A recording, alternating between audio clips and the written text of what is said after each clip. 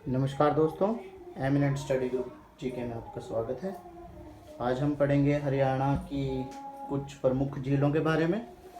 जैसे कि आपका हरियाणा पटवारी, ग्राम सचिव, लैब अटेंडेंट, HCS, HSSC के एग्ज़ाम आ गए हैं, तो ये टॉपिक थोड़ा इम्पोर्टेंट हो जाता है, इसलिए आपको पढ़ाया जा रहा है। तो देखिए, झीलों का क्या मतलब है।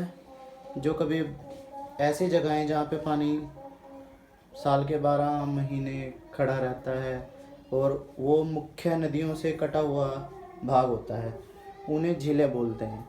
अगर छोटे स्तर पे वो होगा तो उसे तालाब बोला जाएगा, और अगर बहुत बड़े स्तर पे होगा तो उसको झील बोल दिया जाएगा। कुछ प्रमुख झीलें जो पेपर में पूछ लेता है उसके बारे में बात करते हैं। सबसे पहले हम बात करते हैं यमुनानगर में। यमुनानगर जो है हरियाणा के बिल्कुल उत्तर में स्थित एक ज़िला है, यमुनानगर। इसमें आपका यमुना नदी से एक कृत्रिम झील का निर्माण होता है जिसका नाम है हथिनी कुंड झील। याद रखें, हथिनी कुंड झील। इसके बाद दूसरी आपकी प्रमुख झील जो बनती है वो पंचकुला में है आपकी सुखना लेक झील। सुखना लेक झील नोट करते रहें आप। तीसरा कुरुक्षेत्र में सबको पता है, जहाँ पे महाभारत का युद्ध हुआ था, वहाँ पे ज्योतिसर नाम की एक जगह है। वहाँ पे एक सरोवर है, बहुत बड़ा सरोवर, जिसमें आपका मेला लगता है। वो जो कुंड है उसको बोला जाता है ब्रह्म सरोवर झील। कुरुक्षेत्र में ब्रह्म सरोवर झील, यहाँ पे कुरुक्षेत्र में। ये यमुनानगर है, ये पंचकुला की सुखना लेक है, यहाँ पे ब्रह्म सरोवर कुरुक्षेत्र में। इसी के पास एक झील पड़ती है, उसको सन्निध झील बोलते हैं, सन्निध झील। इसके बाद करनाल से आप याद रखेंगे, करनाल यानी कि कर्ण झील। यहाँ पे आपकी कर्ण झील बहुत फेमस झील है, पेपर में क्वेश्चन आ जाता है इसका अक्सर। करनाल की लोकेशन आपको पता होनी चाहिए, यमुनानगर और कुरुक्षेत्र के बिल्कुल साथ लगता है। यहाँ पे आपकी कर्ण झील। इसके बाद एक इम्पोर्टेंट झील आती है जो आपकी झज्जर में है। झज्जर कहाँ है? ये दिल्ली है, दिल्ली के पास झज्जर लगता है। यहाँ पे है भिंडवास झील।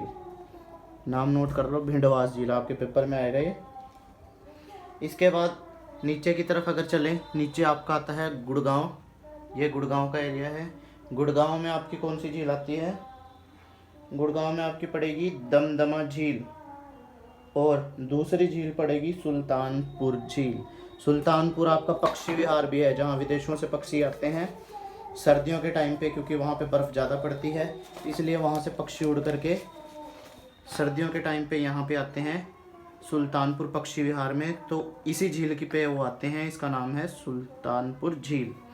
इसके बाद इसके साथ फरीदाबाद में आपकी पड़ती है सूरजकुंड झील। फरीदाबाद सूरजकुंड, यहाँ पे सूरजकुंड मेला लगता है, पेपर में सूरजकुंड मेला भी पूछा जाएगा या फिर झील पूछ ली जाएगी, तो याद रखेंगे।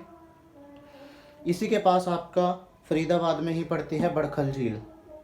सूरजकुंड झील और बड़खल झील, ये दोनों फरीदाबाद में है। नीचे चलेंगे पलवल की तरफ। पलवल उधर देखेंगे नक्शे में, और ये देखेंगे पलवल।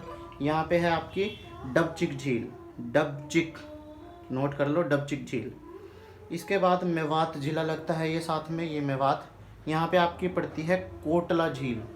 इसको नू भी बोल देते हैं, पेपर में आएगा मेवात। कहीं पेपर में नाम आ गया नू, आप उलझ मत जाना, दोनों का एक ही नाम है। नू और मेवात एक ही ज़िले के दो नाम हैं।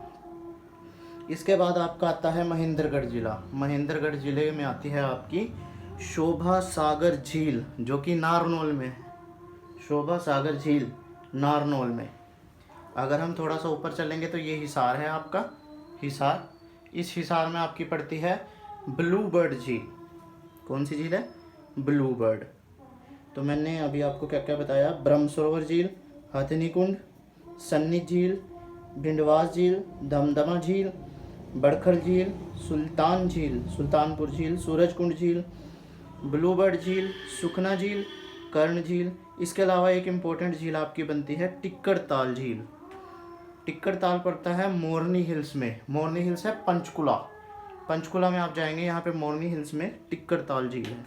तो ये जो मैंने आपको झीलें बताई, मेरी आशा है कि इन्हीं कुछ झीलों में से आपके पेपर की जो अलग अलग पारियाँ होंगी उसमें अलग अलग तरह के क्वेश्चन आ जाएंगे, और घुमा फिरा के यही 10-12 नाम आपसे पूछे जाएंगे। तो एमिनेंट स्टडी ग्रुप में हमारे साथ बने रहिए। आपकी जीके की तैयारी की जिम्मेवारी हमारी। धन्यवाद।